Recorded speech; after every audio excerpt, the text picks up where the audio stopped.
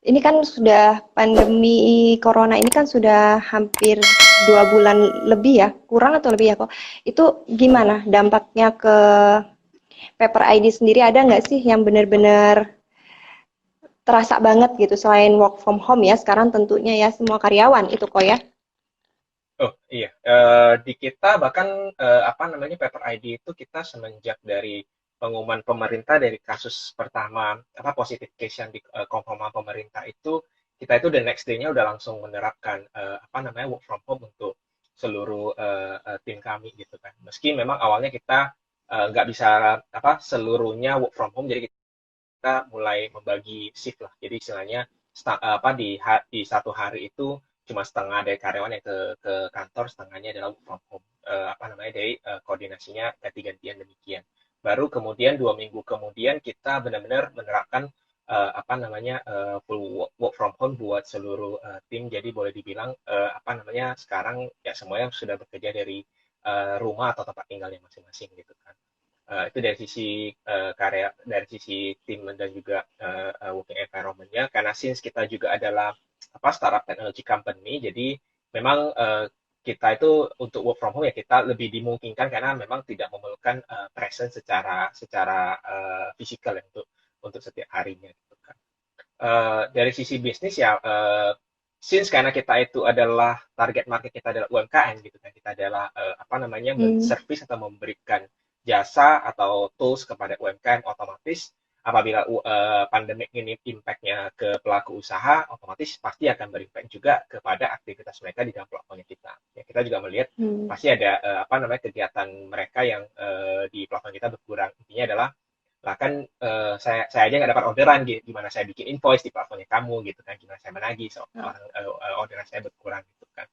But apa namanya tapi dari hal ini kita jadinya mempelajari satu hal bahwa di masa sekarang dan juga kebanyakan dari apa namanya pengguna-pengguna Paper ID itu kan kebanyakan ya boleh dibilang mereka juga work from home dan apa mempunyai waktu lebih panjang lah istilahnya ya, lebih lebih santai malah jadinya memberikan kesempatan untuk timnya kami customer success kami ataupun tim sales kami itu bisa get in touch dan engage ke mereka lebih ini sih, jadi bisa memahami ya kayak bisa kayak curhat aja gitu, curhat oh ini sekarang lagi gini gini nih gitu. Nah in between ya kita juga kalau memang kita lagi bisa ngebantu apa support mereka bagaimana kita bisa jadi apa namanya memberikan support ke sana ya, ujungnya kita jadi apa namanya bisa jadi kayak top partnernya mereka juga sih gitu. Jadi lebih care ya kok ya karena sudah nggak ada istilahnya kita cuma bisa keep in touch-nya tuh dari ini aja dari media kayak gini aja gitu ya. Jadi Betul betul. lebih intens gitu, maksudnya lebih intim gitu ya. Iya, sebelumnya kan karena mereka lagi sibuk itu kan biasa kalau kita telepon, oh ya udah ntar aja nanti aja gitu kan Oh dijelasin. ya. Tapi sekarang jadinya somehow ya mereka karena punya lebih waktu ya biasa kita jadi kayak tempat curhatannya mereka juga kan. Jadi kita jadi paham oh bisnis apa lagi apa namanya lagi growing, bisnis mana yang lagi istilahnya benar-benar suffer, jadi nggak ada kerjaan dan ya in between ya kita try to provide apa some insight atau some solution yang memang kita ketahui lah apa namanya untuk bisa membantu atau memperkenalkan mereka ke oh sepertinya usaha Anda bisa nih, saya juga ada nih usaha lain yang bergerak di bidang ini, mungkin bisa saling kolaborasi. Kan tadi kok Antoni bilang Hmm. ya, ternyata customernya atau misalnya yang dilayani sama Paper ID atau Paper Indonesia ini tuh kebanyakan itu adalah UKM ya. Terus ketika UKM sudah tidak Betul, beroperasi lagi, akhirnya jadi yang seperti di Ko Antoni jelaskan ya, jadi hmm. tidak ada orderan, maksudnya sepi orderan gitu ya. Betul, Terus betul. eh, kalau dari Ko Antoni sendiri tuh bagaimana menyikapi itu? Selain dari yang tadi ya, Hmm. jadi lebih intens kayak gitu, kita jadi lebih lebih banyak tahu insight-nya atau lebih banyak mengerti lah keadaan ini ternyata harus seperti ini gitu. Ya, Dan UMKM apa aja sih yang sudah jadi customernya dari hmm. paper.id ini yang rentan banget terdampak di COVID-19. Bisa dijelaskan kok? Iya. di kita memang karena kan kita itu sasarannya memang lebih untuk men-serving market UMKM ya gitu kan. Although memang definisi UMKM sendiri kan boleh dibilang lumayan luas ya. UMKM kan usaha mikro kecil menengah gitu kan. Jadi mikro dari mikro sampai menengah. Mikro itu yang apa mungkin yang usaha perorangan sampai yang apa menengah mungkin yang udah ada PT ataupun ada CV-nya. Jadi range-nya sebenarnya UMKM itu sendiri masih lumayan lumayan luas gitu kan.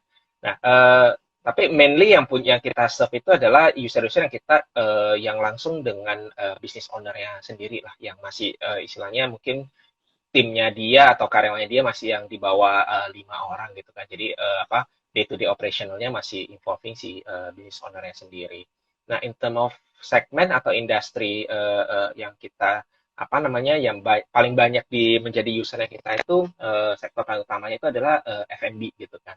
F&B di sini itu mulai dari F&B yang menjadi supplier untuk ke kafe-kafe atau ke restoran sampai ke apa namanya F&B yang usaha catering atau menjual apa namanya produk makanan rumahan lah gitu kan atau yang model kayak mereka tuh reseller gitu kan atau distributor dari produk makanan atau mulai FMCG type distributor gitu kan. Nah, Mungkin ke hotel selain juga ya itu kok ya. iya, ke hotel juga mereka ada yang supply. Nah, selain itu juga another segment yang kita banyak itu ada digital services. Jadi digital services itu adalah freelancer yang mungkin mereka memberikan jasa secara digital, mulai dari yang fotografer, graphic design, apa namanya IT consultant, apa namanya business consultant. Nah, itu banyak menggunakan platformnya kita ya apa namanya untuk melakukan penagihan juga gitu kan. Nah, memang dan sebenarnya kita sebelumnya juga banyak yang apa bisnis tour and travel lah, tour and travel yang mereka apa namanya menggunakan jasa kita untuk melakukan penagihan ke apa namanya ke consumer atau customer-nya. Nah, yang kita lihat sih memang ya pastinya tour and travel salah satu yang paling kehit ya dengan apa namanya dengan Benar. COVID-19 ini yang boleh dibilang totally ya apa bisnis order itu gone dari yang sebelumnya mungkin rame tour guide dan sebagainya sekarang benar-benar totally hampir nggak ada lah gitu kan. Nah, F&B sendiri juga apa namanya yang supply ke kafe-kafe dan restoran ya mereka otomatis pasti akan melihat penurunan orderan ya di satu sisi sana dan juga apa namanya adanya tagihan-tagihan atau piutang-piutang mereka, invoice-invoice mereka yang sebelumnya udah kirim jadinya apa paymentnya di delay lah mulai dari apa namanya yang di delay dari 15 hari sampai ada yang delay sampai 2 bulan gitu kan ya beragam alasannya ada yang alasannya oh manajemen itu semua lagi work from home jadi saya nggak bisa dapat approval nggak bisa tanda tangan invoice-nya pembayaran jadi pembayaran ditunda ada juga memang dari pihak customer ya gimana saya apa restoran saya aja tutup gitu kan saya nggak ada omset dan saya nggak bisa Mm-mm. bayar juga gitu kan jadi apa sektor tersebut sih F&B, retail dan juga apa namanya tour and travel itu boleh dibilang ya yang paling ke hit gitu. Ya apalagi pariwisata ya itu yang pertama kali mungkin Betul. kena dampaknya dan mungkin yang saya sering dengar mungkin itu juga akan jadi sektor bisnis yang paling terakhir untuk mengalami perbaikan gitu ya.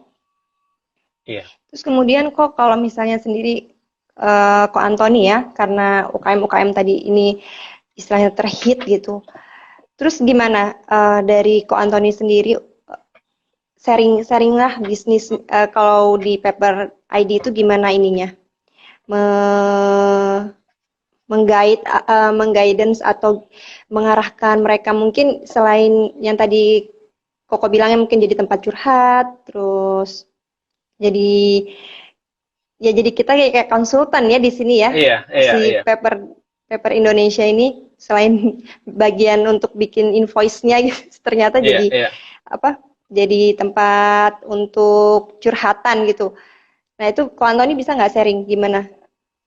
Baik apa Kalau mungkin hmm, tangible dan intangible opportunities-nya dari keadaan ini tuh gimana?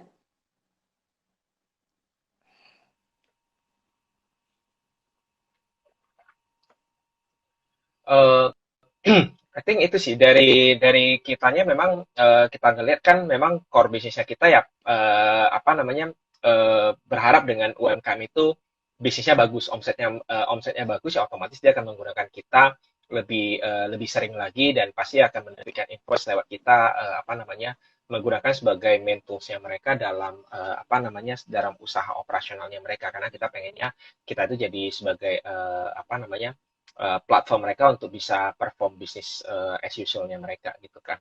Tapi memang beberapa usaha dari kita adalah kita itu dari Paper ID selain kita memberikan apa namanya bekerja sama dengan beberapa partner lah ya kita ada karena kita juga termasuk perusahaan fintech ya yang tergabung di dalam Aftech Asosiasi Fintech Indonesia dan kita juga apa tercatat di dalam OJK under inovasi keuangan digital di mana kita itu membantu UMKM untuk invoice-invoice mereka yang sudah mereka create dan mereka tagihkan dikirimkan ke customer tapi belum jatuh tempo atau belum terbayar kita itu bekerja sama dengan partner-partner lendingnya kita peer-to-peer lending untuk bisa apa mencairkan sebagian dari nilai invoice tersebut gitu kan di mana dengan demikian UMKM tersebut itu mereka terbantulah sedikit cash flow-nya mereka bisa bisa dapat cash flow di depan dulu untuk piutang-piutang yang apa namanya mereka belum terima dananya kemudian mereka bisa untuk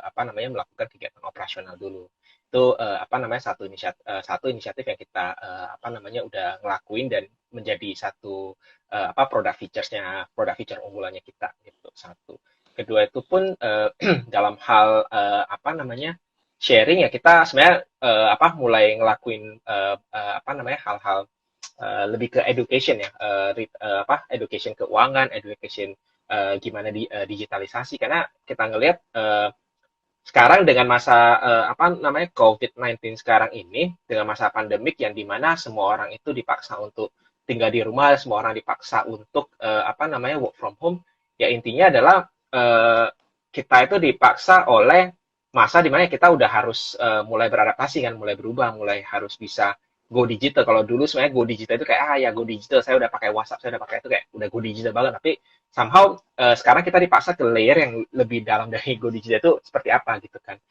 boleh dibilang kan sekarang apa namanya mungkin 3 bulan yang lalu nggak ada yang tahu tuh Zoom itu apa gitu kan Google Hangout itu apa webinar itu apa tapi sekarang mungkin apa namanya kita lebih sering di Zoom daripada dengan apa namanya dengan meeting orang in person gitu kan dan jadinya bahkan seperti kayak orang tua saya bahkan mereka udah lebih paham Zoom daripada saya gitu kan karena udah tiap hari pakai Zoom dan mereka bisa ganti virtual background yang lagi di pantai atau lagi di mana gitu kan. Saya aja kadang masih bingung tuh gantinya gimana.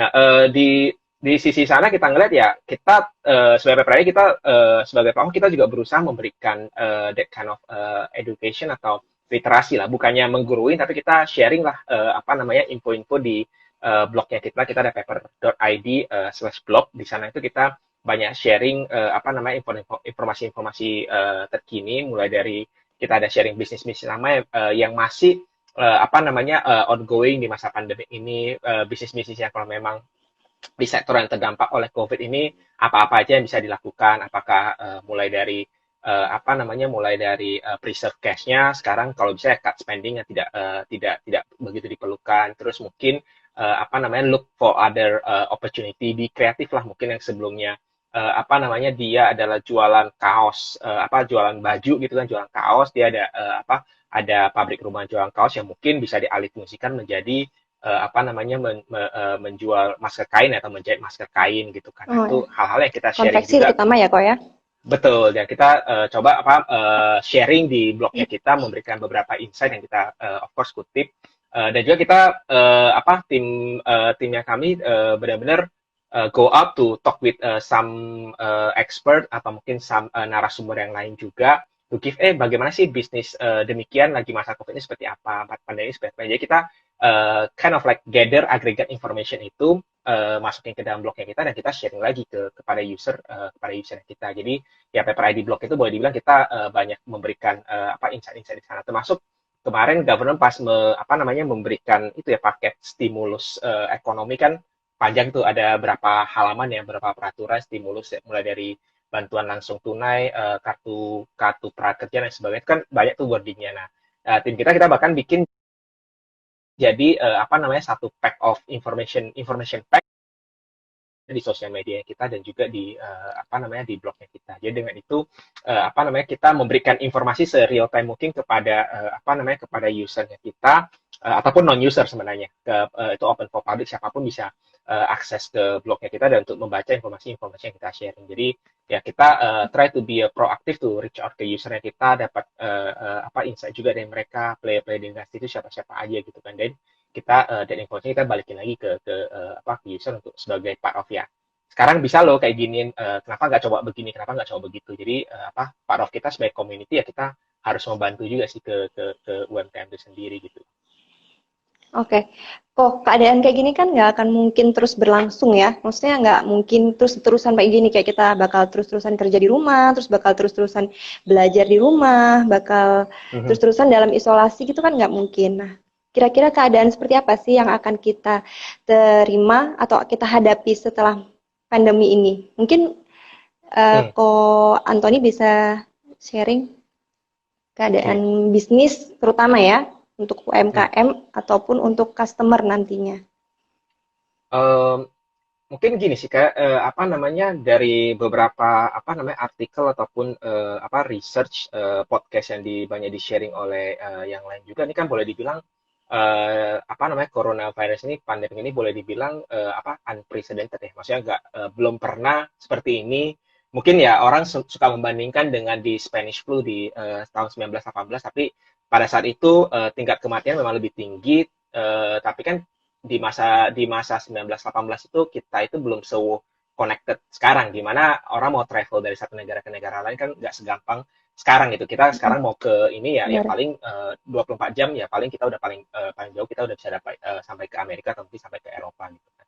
Jadinya apa konektivitasnya di zaman sekarang itu jauh lebih ini jauh lebih terconnected. Makanya penyebaran virusnya itu jauh lebih cepat dan apa namanya bisa menjadikan outbreak di beberapa negara gitu kan. Dan negara dengan sistem apa namanya sistem kesehatan atau healthcare sistemnya udah mulai advance seperti Eropa pun itu kehitnya lumayan parah juga gitu kan. Nah, terus based on salah satu artikel yang paling banyak dikutip itu dari salah satu apa data scientist engineering ya ex konsultan juga Thomas Boyo, dia ada mention bahwa apa namanya the pandemic apa COVID-19 ini istilahnya bukan seperti kayak kita jalan, ini ada polisi tidur, kita begitu lewatin polisi tidur udah selesai jalan jalan kembali lagi. Kemungkinan besar adalah yang akan kita hadapin itu adalah jalan ini akan mulai berliku lagi gitu. Jadi jalan ini nggak akan kembali seperti semula lah, nggak akan seperti apa namanya recovery seperti awal lagi. Jadi pastinya apa namanya until udah ditemukan benar-benar vaksin yang bisa apa ya bisa di trial ke human apa namanya human body, diinjak ke human body, until that ya kita pasti harus hidup berdampingan dengan si apa namanya dengan virus ini gitu kan. Virus Nah, ini ya. jadinya iya betul. Jadi apa namanya dengan kondisi beginilah, dengan kondisi apa namanya ada social distancing, ada work from home gitu loh. Bahkan mungkin ya istilah orang sering ngomongnya new normal gitu. Jadi ya benar-benar mungkin ini adalah kita harus mulai beradaptasi ke new normal ini gitu kan. Jadi work from home, learning from home bisa jadi itu adalah jadi standard guidance for the next 1 or 2 years gitu loh. Dan justru yang bekerja ke kantor itu akan menjadi boleh dibilang adalah deviasinya gitu, di mana akan di guidance dengan harus ada kamu ke kantor harus protokolnya begini-begini ya, tidak boleh lebih dari misalnya 20 orang di dalam satu ruangan, duduknya nggak boleh sebelahan lagi, ya udah nggak boleh ngerumpi bareng di pantry mungkin gitu, nah itu mungkin akan dibatasi dan so on and so forth. Jadi salah satu impact-nya pasti akan ke kita lihat pasti akan ke sana karena adapun bisa apa vaksinnya walaupun ada hari ini juga itu pendistribusinya sampai seluruh apa namanya 7 miliar penduduk Indonesia semua divaksin dunia itu divaksin itu ya mungkin butuhkan ada 1 atau 2 tahun gitu. Jadi ya kita sekarang harus belajar hidup berdampingan dengan dengan kondisi adanya si coronavirus ini gitu kan. Jadi menurut saya sih satu secara tatanan sosial budaya itu pasti akan berubah di sisi lain itu kita mungkin perlu ngelihat dari opportunity ya dari kesempatan di setiap krisis yang namanya setiap krisis itu pasti ada namanya opportunity yang arise gitu loh. Remember kita di dunia juga pernah ada satu pandemik yang mirip tahun 2003 kondisi waktu SARS kebetulan juga source-nya apa namanya dari Asia Timur juga, dari China menyebarnya paling parah di Hong Kong, kemudian ke Taiwan dan juga ke Singapura. Waktu itu Indonesia juga sempat kecil, cuman outbreak-nya belum separah seperti sekarang. Nah, dari sana apa namanya salah satu apa namanya yang menarik setelah di masa pandemik itu selesai itu yang menarik itu adalah melahirkan dua raksasa apa namanya dua perusahaan raksasa dunia sekarang gitu loh. Satu itu adalah Alibaba. Alibaba waktu itu sebelum 2003 boleh dibilang mereka itu sebatas menjadi satu apa direktori bisnis ya, bisnis usaha perusahaan-perusahaan di China untuk apa namanya di sharing ke counterpart mereka di US ataupun di Eropa, di mana ya kalau misalnya perusahaan-perusahaan dari Western mau nyari apa namanya manufacture atau nyari apa uh, produk-produk raw material yang murah, ya mereka bisa go ke direktur itu. Dan waktu itu ya boleh dibilang mereka masih perusahaan startup yang sangat kecil dan itulah belum ada apa-apanya lah gitu kan. Nah, di tahun 2003 itu sedang adanya SARS dan semua apa namanya dan semua orang dipaksa untuk stay at home dan semua itu do online delivery dan sebagainya, ya melahirkan lahirlah yang namanya term e-commerce di sana dipeloporin oleh apa namanya si Alibaba itu. Dan ya lihat aja dalam waktu 17 tahun, nggak sampai 17 tahun, 10 tahun ya mereka sekarang udah menjadi salah satu top 5 apa company di seluruh dunia gitu kan, dengan apa namanya pendapatan dan jaringan usahanya yang sudah melebar sampai ke seluruh jaringan gitu kan, mulai dari kesehatan, keuangan sampai seluruh supply chain dari e-commerce. Nah, ada contoh ya JDID, jadi apa di kita namanya JDID ya, kalau JDID. di China kan iya JD.com gitu kan. Nah, jadi pada masa sebelum SARS juga mereka itu hanya sebuah toko elektronik ya, ya mungkin mereka ada 3-4 apa outlet, tapi mereka itu kebanyakan itu offline gitu.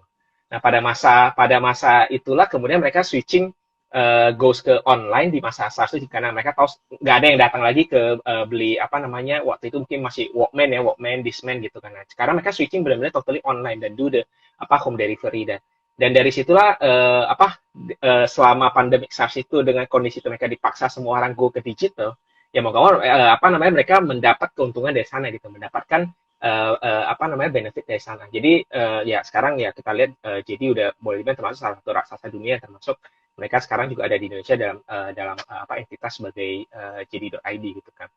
Jadi apa namanya boleh dibilang uh, dengan kondisi demikian kita bisnis-bisnis itu satu itu mungkin apalagi kalau bisnis UMKM ya kita mungkin harus apa namanya mulai ngelihat juga peluang gitu. Jadi seperti apa namanya seperti tadi yang saya mention, mungkin jangan nunggu oh entar deh Juni ini pasti akan baik lagi seperti semula, ya udah warung saya atau toko saya atau restoran saya ini usaha saya tutup dulu deh sementara karena rumahan saya pulangkan dulu, ntar Juni balik lagi ya. Habis itu ekspektasinya adalah Juni ntar saya bisa ngelakuin seperti semula lagi, which bisa jadi apa probability di atas 80% itu hal itu nggak akan terjadi. Hal itu yang akan terjadi adalah setelah Juni pun atau mungkin setelah September, apapun prediksi yang dilakukan itu apa namanya pasti apa namanya kita udah harus menyesuaikan dengan kondisi yang new normal ini gitu kan. Gimana caranya kita hidup berdampingan dengan virus tersebut. Mungkin some changes di bisnisnya kita itu kita udah harus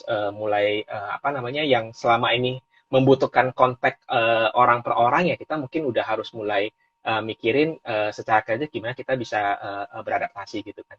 Saya ngambil contoh apa namanya Airbnb. Airbnb boleh dibilang paling ke hit di seluruh dunia karena mereka itu global company, ada presence di seluruh negara termasuk di Indonesia juga, menyediakan jasa penginapan kan, akomodasi, dan di mana ya kamu kamu mengundang orang orang asing tinggal di rumah orang asing gitu kan, dan apa Airbnb bisnisnya based on that sharing economy. Dengan adanya COVID-19 itu ya boleh dibilang ya mana ada lagi orang berani tinggal di rumah orang asing gitu kan. Nah, tapi di masa sekarang ya boleh dibilang mereka itu mulai shifting approach-nya mereka. Kalau misalnya teman-teman itu apa namanya ada apps-nya Airbnb atau ada website Airbnb, bisa dilihat ke Airbnb. Mereka itu sekarang menawarkan travel secara virtual.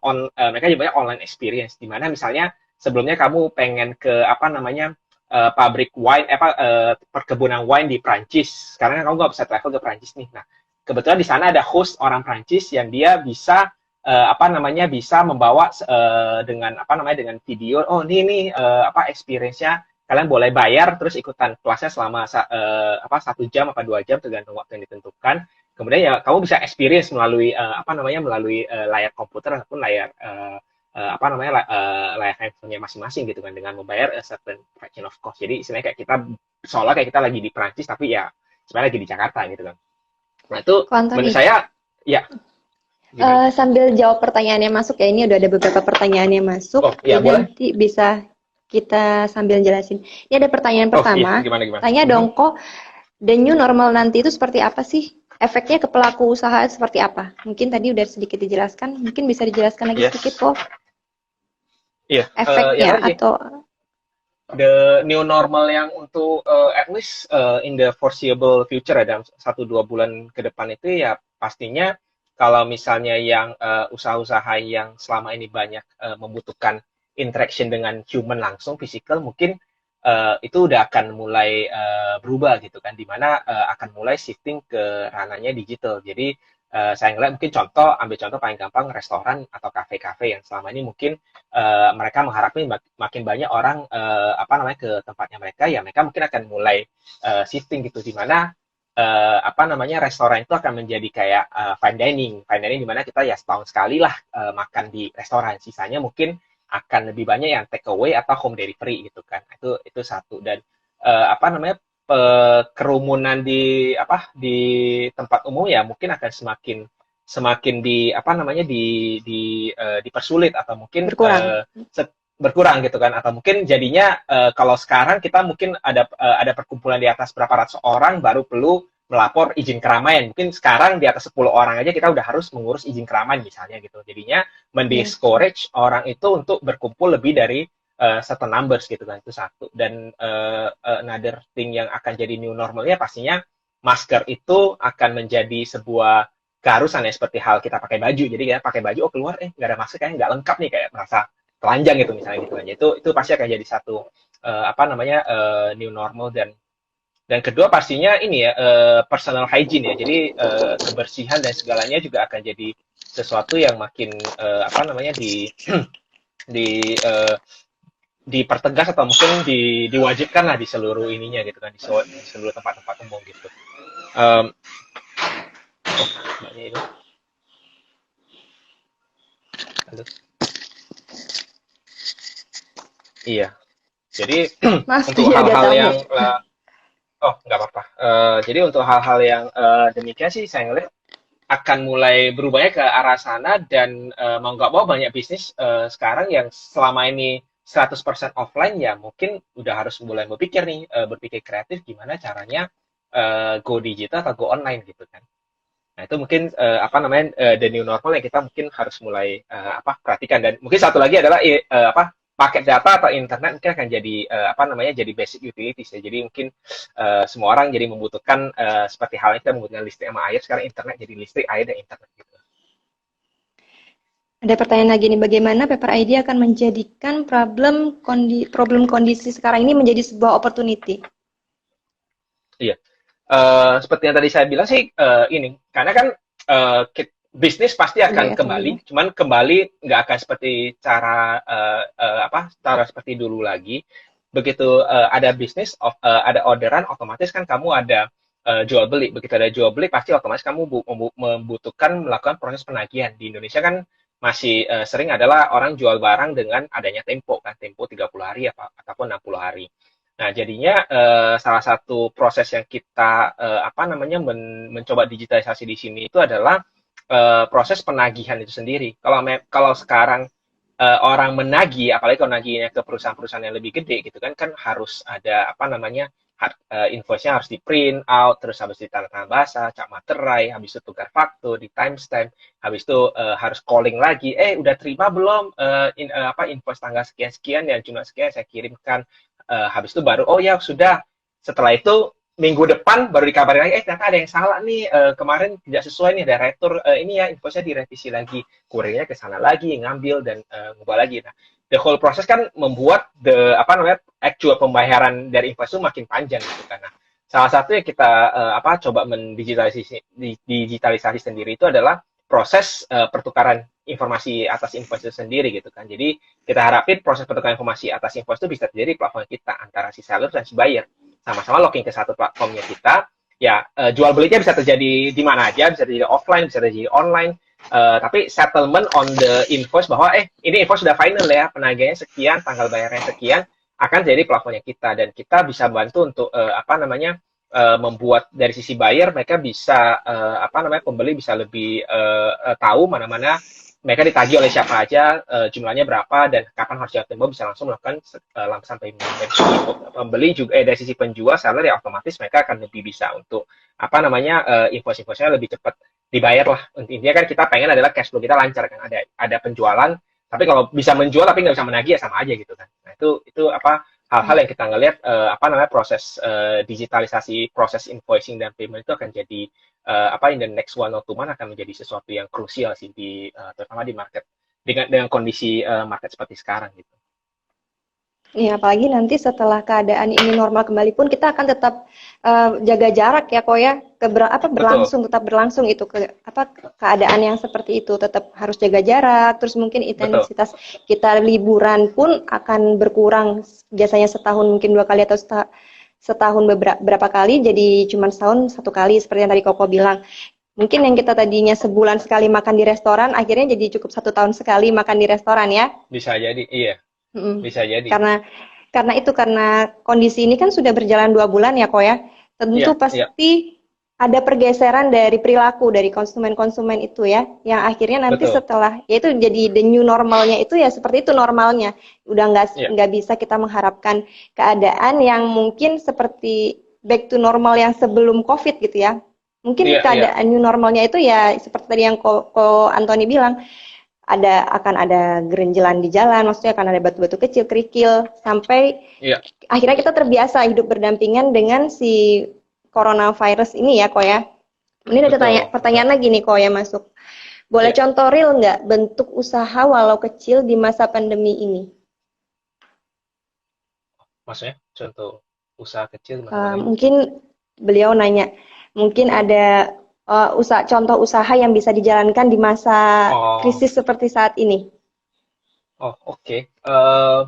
Mungkin satu hal yang menarik ini adalah kalau misalnya teman-teman ini makanan somehow menjadi sesuatu yang ini ya F&B sebenarnya menjadi sesuatu yang menarik gitu karena sekarang orang kebanyakan karena di rumah tiba-tiba itu ini nih jadi banyak yang tiba-tiba saya belajar lesan ini belajar belajar masak ini tiba-tiba saya jualan deh jual makan gitu kan. Nah, itu apa namanya usaha kuliner buat daerah apa namanya buat komunitasnya dia atau mungkin di sekitar rumahnya dia itu mungkin menjadi satu usaha yang menarik nih mulai dari apa namanya di komplek perumahan saya ya itu ya kita ada grup yang mulai dari awalnya 10 orang sekarang tiba-tiba ada 200 orang di mana ya semua orang jual apa aja gitu kan jual mereka sih bahan pokok makanan dan juga kuliner ada yang jual donat ada yang jualan cireng ada yang jual apa namanya makanan apa namanya telur dan sebagainya gitu nah itu biasanya jual ke sesama penghuni di mana ya awal supaya ini ya mereka kan istilahnya kita sekarang mau beli makan di luar kita takut nih ini beli dari Hmm, siapa gitu kan jangan-jangan ini worry ada ya. virusnya atau gimana gitu kan nularin gitu nah tapi dengan apa namanya dis community base punya sharing ya sama kita ini tetangga kok yang jual si siapa kok ini kan at least kita tahu siapa yang jual dan kita tahu ya oke lah di komplek perumahan saya kayak gini harusnya nggak terlalu aneh-aneh atau nggak terlalu apa namanya ada kontaminasi virus atau gimana gitu nah menurut saya malah jual usaha apa namanya makanan minuman yang kecil-kecilan untuk di komunitas bisa jadi satu usaha kecil yang mungkin bisa mulai bisa ditekunin juga sih ini gitu. Ya, benar. Kayak contohnya usaha-usaha yang justru banyakan pivot ya, anu kok ya. Ada banyakan yang perusahaan, maksudnya usaha UMKM yang tadinya usaha apa, terus tiba-tiba dia usahanya bergerak di Hmm, kuliner gitu. Dia betul jadi betul. jualan makanan apa. Justru nanti keadaan yang seperti pivotnya bisnis kita ini justru nantinya malah jadi sesuatu usaha yang menguntungkan after pandemi ini berakhir gitu ya. Bisa Maksudnya belum jadi benar-benar bisa berakhir jadi. sih. Ya, jadi Betul harus betul. benar-benar diseriusin kayak misalnya kita yang tadinya jualan makanan jadi kayak warung apa gitu, jadi catering, terus kemudian kayak hotel, restoran juga mungkin cateringannya ya kan yang berjalan, Iya terus iya makanan frozen, kan banyak banget sekarang makanan frozen ya. iya. Ya makanya apa namanya makanan-makanan kuliner yang rumahan gitu malah menjadi satu hal yang ini ya fenomena baru yang apa namanya fenomena baru yang menjadi ini ya menjadi sesuatu yang malah menarik gitu kan. Apakah ini Mm. bisa jadi sebuah long term solution atau sekedar sekali-sekali. Tapi menurut saya sih ini jadi ini sih satu satu opportunity satu opportunity buat yang mau pivot yang sebelumnya ya kayak tadi ya ada yang sebelumnya jualan baju kaos gitu sekarang dia berubah menjadi apa namanya produksi masker atau mungkin alat APD gitu kan itu bisa menjadi sesuatu yang apa namanya sesuatu business opportunity. Intinya sih dari UMKM ya kita harus ini ya against mindsetnya harus diubah, jangan berharap oh ini akan berakhir dan saya akan kembali lagi menekunin apa yang saya akan lakuin sebelumnya dengan cara yang sama. Mungkin mindsetnya harus mulai diubah lagi. Oh, gimana caranya saya beradaptasi nih? Oke, orang nggak akan datang lagi ke toko saya. Gimana saya yang nganter atau saya bisa nge-reach ke potensial customer atau pembeli saya itu dengan cara lebih cepat, dengan cara digitalnya seperti apa? Apakah melalui WhatsApp, melalui sosial media gitu. Nah, itu mungkin hal-hal itu yang mulai akan ditekuni. Sebelumnya saya nggak ngerti nih WhatsApp itu apa, saya nggak ngerti nih Instagram itu jualannya gimana, saya nggak ngerti nih jualan di Facebook itu gimana. Mungkin ya sekarang saatnya kita mempelajarin hal itu. Mumpung kita sekarang di rumah nggak ada itu ya adanya waktu nih kita sekarang nggak ada waktu. Mungkin saatnya kita belajar hal yang baru, belajar hal-hal promosi secara digital itu gimana, iklan digital itu seperti apa, dan ya mungkin udah harus start ngelihat opportunity ke sana gitu. Jadi menurut saya sih itu ya dari UMKM di bisnis apapun yang baik yang sekarang terdampak langsung atau mungkin yang terdampak secara tidak langsung itu mungkin perlu mungkin perlu dipikirkan arahannya lebih ke sana supaya jangan terlalu jangan jangan berharap bahwa setelah Juni ini semua itu akan kembali ke normal lagi ya mungkin normalnya setelah 2 bulan ini mungkin akan jadi normal yang baru bukan seperti yang cara lama lagi. Ya, benar. Bukan back to sebelum COVID ya, kok ya, tapi benar-benar keadaan normal, hidup berdampingan bersama coronavirus ya. Betul. Kemudian ya, ada pertanyaan lagi kok. Bergerak di Hmm. bidang tour travel, bagaimana menyesuaikan dengan keadaan sekarang? Mungkin tadi yang seperti Anthony jelaskan ya, mungkin beberapa Ya. pertanyaan teman-teman juga yang bergerak di bidang jasa kayak bimbingan belajar atau tempat kursus ini berusaha menyesuaikan diri untuk kelas online, tapi mungkin gimana caranya biar efektif tanpa tatap muka, itu gimana kok? Yang mana dulu ya, tour and travel atau Boleh ini? travel dulu. Mm-mm. Ya, well, tour and travel memang boleh dibilang ini ya, very unfortunate punya industri sekarang dan kondisi sekarang orang ya pastinya nggak akan traveling dalam waktu dekat juga dan ya otomatis akan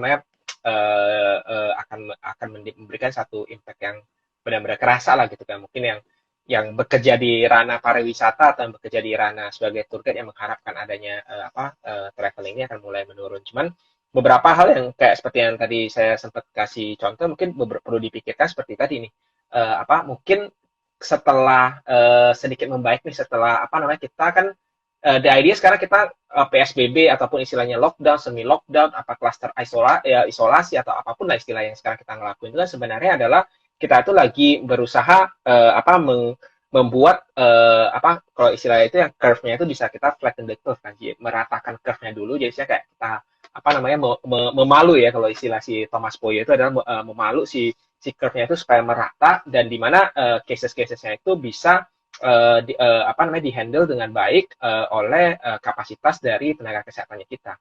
Nah, once itu udah kita bisa handle ya pastinya bisnis-bisnis itu akan dibuka lagi gitu kan, akan di-allow lagi untuk buka. Nah, setelah itu dibuka ya mungkin dari teman-teman yang bergerak di tour and travel mungkin sudah harus mulai equip dengan diri dengan hal-hal yang baru mungkin yang seperti tadi pengalaman secara online mungkin bisa dilakuin kedepannya mungkin saya malah ngebayangin sesuatu yang mungkin kelihatannya futuristik tapi bisa jadi ke depan akan jadi sesuatu yang dalam waktu dekatnya akan jadi sebuah kenyataan di mana ya mungkin orang akan traveling melalui orang lain gitu loh. Jadi saya akan bayar nih, oke saya bayar nih, saya mau traveling ke Maldives gitu kan. Jadi saya bayar misalnya berapa $100 apa $200. Si tour guide itu yang sendiri akan terbang ke Maldives, dia akan nge-record sepanjang perjalanan. Oh, saya ke airport, saya berjalan ke airport, check-in, imigrasi dan sebagainya, kemudian naik pesawat, so on and so forth. Jadi get the whole experience Jadi secara deliver virtual the gitu. experience ya. Deliver the experience itu might be the case. Kelihatannya agak futuristik sekarang ngomongnya, tapi bisa jadi itu akan jadi aneh sebuah ya, Ko ya. kenyataan. Iya. Iya, tapi bisa jadi ya teman-teman yang bergerak di tuan travel mungkin mulai start ngarahnya ke sana, nggak harus se ekstrim itu, tapi mungkin bisa menawarkan, oke, saya sekarang lagi di Pulau Sumba nih, gitu kan. Siapa yang mau ikutan saya traveling ke Pulau Sumba selama 3 hari gitu kan. Nah itu apa namanya harus apa membayar setan itu dan agendanya hari ini kalau pagi kamu joinnya jam 7 sampai jam 9 saya lagi ngapain 10 sampai 11 kamu akan bisa ngeliat apa. Atau mungkin saya malah ngelihatnya adalah once the tour and travelnya udah a bit better dengan kondisi apa curve-nya udah a bit better adalah mungkin tendensi orang do traveling itu akan jadi lebih panjang gitu. Jadi orang nggak akan lagi do traveling 3 atau 4 hari gitu. Mungkin mereka akan sekaligus ya udah saya do the traveling for 14 days atau mungkin 30 days gitu kan. Karena ya in between ada buffer dia Hmm. dari sini ke tempat itu ada buffer karantina dulu 3-4 hari, habis itu selesai travelingnya dia balik sebelum balik dia harus karantina lagi 3-4 hari. Jadi traveling periodnya bisa jadi malah lebih panjang gitu dia apa namanya cuman ya jadinya dia akan jadi apa bukan sebuah agenda yang kalau sebelumnya setahun pasti sekali bisa jadi sekarang adalah 3 tahun baru sekali gitu ngelakuinnya dan sekali ngelakuinnya itu langsung panjang gitu. Untuk bisnis, bisnis bimbingan belajar sendiri bagaimana kok? Kalau bimbingan belajar sih memang mungkin apa namanya ya selama ini kan kamu harus apa tatap muka atau ada tutoring langsung nih. Tapi yang perlu mungkin sembari bisa dipikirkan itu adalah gimana cara bisa menderive pengalaman ngajar itu sendiri lebih personalized ke si apa ke one on one session ke masing-masing murid gitu. Karena kan sekarang kamu istilahnya punya timingnya lebih ini nih lebih panjang nih Lebih di banyak. rumah. Jadi misalnya sebelumnya kamu sekali bimbingan belajar kan misalnya 10 murid nih datang terus kamu ngajar di depan ini rumus fisika itu gimana dan sebagainya. Mungkin sekarang kamu bisa spend time-nya itu kayak 15 menit dengan satu murid, the next 15 menit ke satu murid lagi gitu kan. Dan apa namanya one on one private session dengan si murid itu bisa jadi di have a more personalized punya experience ya jadinya apa namanya orang-orang juga apa murid juga jadi lebih nangkep apa yang dimau dan I think education itu sendiri akan menjadi lebih ke ini ya lebih ke apa guru-guru ataupun pengajar itu memberikan sebuah apa namanya sebuah landasan sebuah guideline si muridnya itu dia akan lebih di encourage untuk melakukan eksperimen atau pembelajaran pemahaman dia sendiri gitu habis itu at the end of the day cekin lagi dengan gurunya oh kamu udah belajar apa aja oh saya sudah belajar seperti ini yang saya pahami benar nggak apa enggak gitu jadi akan lebih ke sana instead of kurikulum misalnya duduk di kelas gurunya ngajar most of the time ya kita juga bengong gurunya ini ada yang Hmm. nggak ngerti ada yang ngerti gitu kan nah itu mungkin bisa jadi malah opportunity untuk revolutionize the apa namanya education ya atau mungkin bagian ranah pendidikan. Iya, benar-benar. Jadi lebih kayak bikin kayak privat gitu ya, kok ya. Iya, Jadi iya, tatap tatap muka kalau misalnya kita zoom banyak banyak orang gitu juga jadi bingung kan ya. Kayak betul, misalnya betul, ada betul. satu yang nggak paham, dua paham gitu ya. Jadi harus lebih private kita mungkin tatap muka one and one gitu ya. Betul, lebih apa bisa shorten cuma 10-15 menit per satu murid. Terus ya abis itu Hmm. ntar 2 jam lagi baru balik lagi ke murid yang sama gitu kan. Dan udah apa namanya bisa kamu udah paham soal yang tadi atau udah bisa ngerjain apa enggak gitu. Jadi kan dengan itu gurunya juga sendiri bisa menyesuaikan dengan kemampuan absorb dari murid. Karena Si kan anaknya. saya yakin semua semua murid itu tingkat pemahaman dan tingkat absorbnya beda. Ada yang cepat, ada yang lama, ada yang menengah. Gitu. Iya, benar-benar. Terus mereka juga mungkin ada yang bisa dengan cara ini, ada yang harus dengan cara yang lain lagi gitu ya, kok ya. Betul, betul, betul. Jadi si guru juga jadi lebih mengerti ternyata murid ini harus dengan cara seperti ini, terus murid yang ini dengan cara yang ya itu tadi yang Ko Anton bilang. Betul. Cuma ada pertanyaan lagi kok, apa yang harus dipertimbangkan kalau mau pivot ke bisnis yang benar-benar berbeda tapi menjanjikan? Oh, ini agak abu-abu juga ya Iya. menjanjikan tuh seperti seperti apa nih menjanjikan.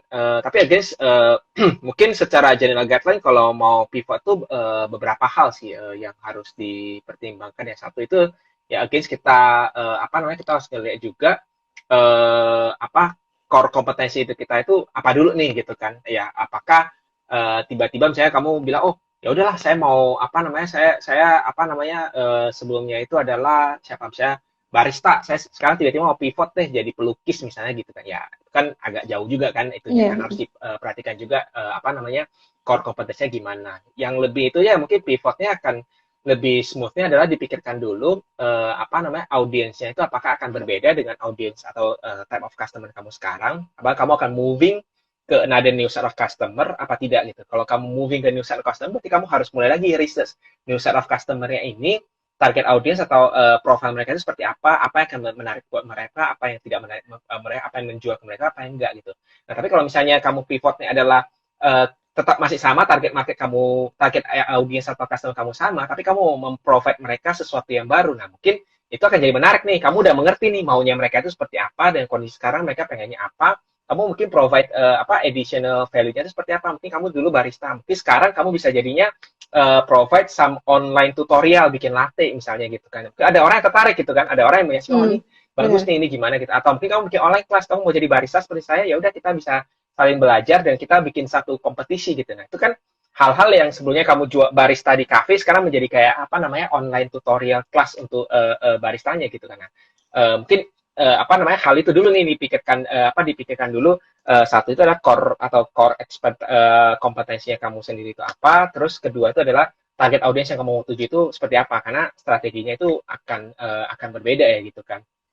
Nah juga apa namanya again siap pivot bisnis itu nggak pernah gampang ya. Itu apa take keberanian dan juga apa namanya risk lah.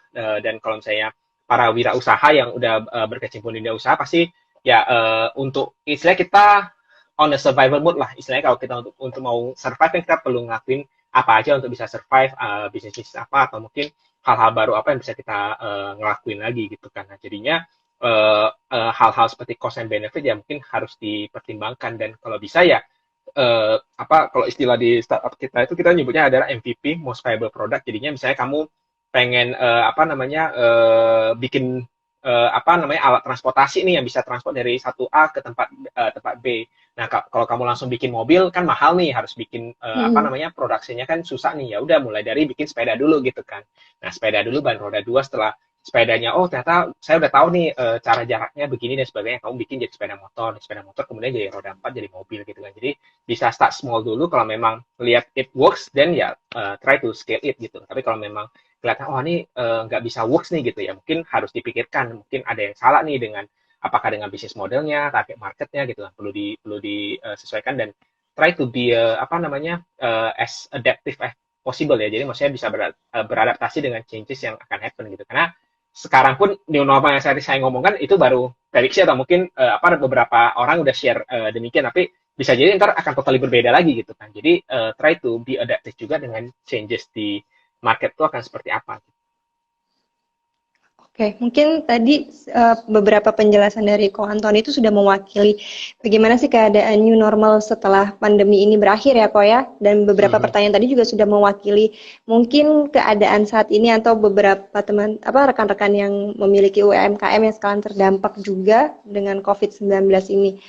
Eh, Ko Antoni ada nggak apa ringkasan atau Hmm. inti dari maksudnya dari pembicaraan kita hari ini? Oh iya, pastinya satu ringkasan paling utama mungkin ya tadi ya apa namanya mindset dari kita itu apa jangan lagi berharap nih oke lah kita mungkin bisa jadi ya tapi jangan lagi berharap keadaan itu akan kembali seperti di bulan-bulan Januari atau Desember gitu loh. Ya, it won't gitu loh. It will become a new normal dan kita apa namanya udah harus mulai make changes di how we doing business, gimana cara kita menjaga usaha kita dengan apa namanya kondisi apabila kondisi ini berlanjut gitu. Berlanjut dalam artian bukan lockdownnya berlanjut tapi lebih ke arah ada bisnis dibuka tapi with apa restriction atau social distance-nya masih tetap harus Keadaan harus ini. dijalankan gitu kan. Nah, itu mungkin apa namanya teman-teman UMKM ataupun para wirausaha yang di sini itu yang tergabung di sini mungkin bisa jadi salah satu apa namanya pertimbangannya juga apa mulai memikirkan gimana cara beradaptasi dengan hal yang baru ini. Karena ya kita harus mulai apa mulai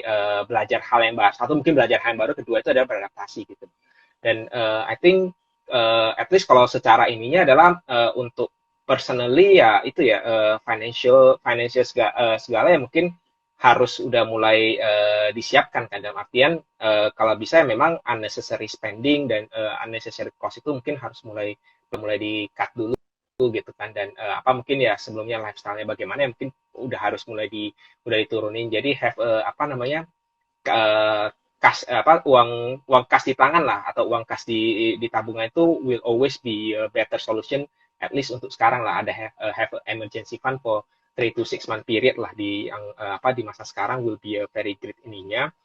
Try to learn a new skill juga, skill baru, hal baru, dan try to be more creative in adapting with the changes yang kayak gini. Dan yang mungkin yang paling terakhir itu adalah ini sih, support each other ya, karena di masa-masa sekarang itu adalah bukannya ada bukan lagi masa gua lulu gitu, tapi lebih ke arah adalah kita Hmm, need to come in together as a satu community to help each other ya gitu kan. Jadi mungkin ya mungkin contoh paling itu adalah ya teman-teman siapa yang lagi jualan jiwa atau lagi apa soliter ya nggak ya. apa-apa.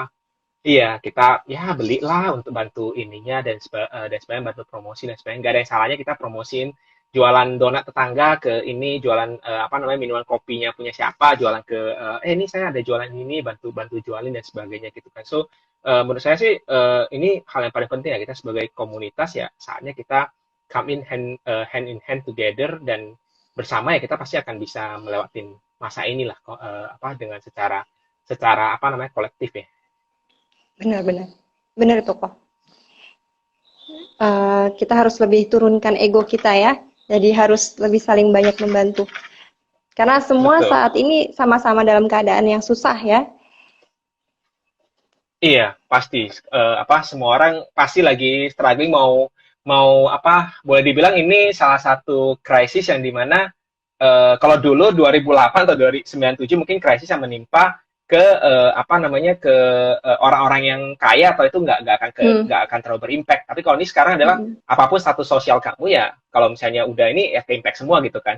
Bahkan penyakitnya kan nggak, virusnya nggak milih-milih orang gitu. Saya cuma mau yang apa menengah ke bawah, atau saya cuma mau yang kaya, nggak, semua orang, bahkan everyone itu rentan terhadap apa situasi ini, dan bisnis tuh ke impact semua, hampir semua sektor tuh ke impact gitu. So apa namanya, it's time for us to stand together tanpa melihat apapun background tapunya kita ya. Kalau memang memungkinkan untuk kita support apa teman ataupun saudara ataupun komunitas kita ya, please please be apa namanya, supportive ke teman-teman yang lain, ke komunitasnya juga, pasti banyak yang lebih membutuhkan. Saya sih percaya dengan ada satu tangan kita yang memberi dan satu yang menerima, ya akan semakin banyak mengencourage orang untuk memberi lebih, dan dengan itu ya apa secara keseluruhan itu satu tambah satu itu bisa jadi bukan dua, bahkan bisa jadi satu tambah satu jadi 10 gitu. Ya, benar. Jadi lebih banyak ya kok. Kalau di TDA sendiri itu ada program beli TDA. Jadi Hmm, masing-masing UMKM itu saling support dengan cara membeli produk atau eh, produk dari UKM-UKM lain yang juga member gitu. Jadi untuk dalam bentuk iya, support itu. Biar mereka terus iya, iya, terus ada keberlangsungan untuk UMKM mereka kan gitu. Oke, iya, iya, kok Anthony, kayaknya waktu kita sudah mau habis. Terima kasih iya. untuk sharing dan penjelasan materi The New Normal keadaan pasca pandemi Corona. Terima Selamat kasih. sore, Selamat sore, kok. terima kasih Salam untuk untuk teman-teman keluarga. sekalian.